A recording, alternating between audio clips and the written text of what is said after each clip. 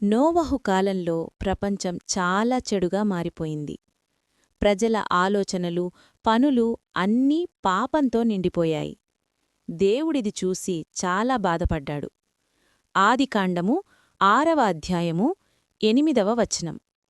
నోవహు యెహోవా దృష్టికి కృప పొందినవాడాయెను. ఒకరోజు దేవుడు నోవహుతో మాట్లాడాడు. భూమిమీద ఒక మహా జలప్రళయం రాబోతుందని చెప్పాడు. ఎందుకనగా నేను చేసిన సమస్త జీవారసులను భూమిమీద ఉండకుండా తుడిచివేయుదునని చెప్పాను. కాని నోవహును అతని కుటుంబాన్ని రక్షించాలనే ఉద్దేశంతో దేవుడు అతనికొక పెద్ద నౌక ఆర్క్ నిర్మించమని ఆజ్ఞ ఇచ్చాడు. నోవహు ఒక్క మాట కూడా ప్రశ్నించలేదు. దేవుడు చెప్పినట్లే పనిచేశాడు. 3 అంతస్తులతో నిర్దిష్ట కొలతలతో ఆ భారీ నౌకను నిర్మించాడు. ప్రజలు నోవహును చూసి నవ్వారు. వానకూడా లేకుండా ఈ నౌక ఎందుకు అని ఎగతాళి చేశారు. కాని నోవహు దేవుని మాటను నమ్మాడు.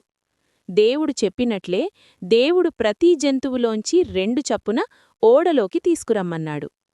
ఆ రోజు చివరకు వచ్చింది. 40 పగళ్లు 40 రాత్రులు వర్షం కురిసింది.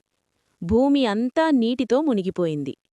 ఆర్కు వెలుపల ఉన్న ప్రాణులన్నీ నశించిపోయాయి. కాని ఆర్కు లోపల నోవహు అతని కుటుంబం, జంతువులు సురక్షితంగా ఉన్నారు. దేవుడే వారిని కాపాడాడు. కొంతకాలానికి నీళ్లు తగ్గాయి. ఆర్క్ అరారాతు పర్వతాలపై నిలిచింది. భూమి ఎండిపోయిందా అని తెలుసుకోవడానికి నోవహు ఒక పావురాన్ని పంపాడు. చివరకు అది ఒక ఒలీవ ఆకుతో తిరిగివచ్చింది. కొత్త జీవితం మొదలైందని నోవహు గ్రహించాడు. దేవుడు నోవహుకు, అతని కుటుంబానికి బయటకు రావాలని ఆజ్ఞ ఇచ్చాడు. భూమిని మళ్లీ నింపమని చెప్పాడు.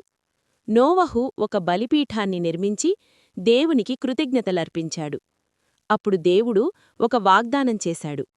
ఇకపై ఈ భూమిని జలప్రళయం ద్వారా నాశనం చెయ్యను. ఈ శాశ్వత ఒడంబడికకు గుర్తుగా ఆకాశంలో ఒక అందమైన ఇంద్రధనస్సు ఉంచాడు. నోవహు కథ మనకొక గొప్ప పాఠం నేర్పుతుంది. దేవుడు న్యాయవంతుడే, కాని కరుణామయుడు కూడా. విధేయత ఆశీర్వాదానికి దారితీస్తుంది. దేవునితో నడిచే జీవితం రక్షణనిస్తుంది. విధేయత ఎంతో ముఖ్యము. దేవుడు తనను నమ్మేవారిని కాపాడుతాడు.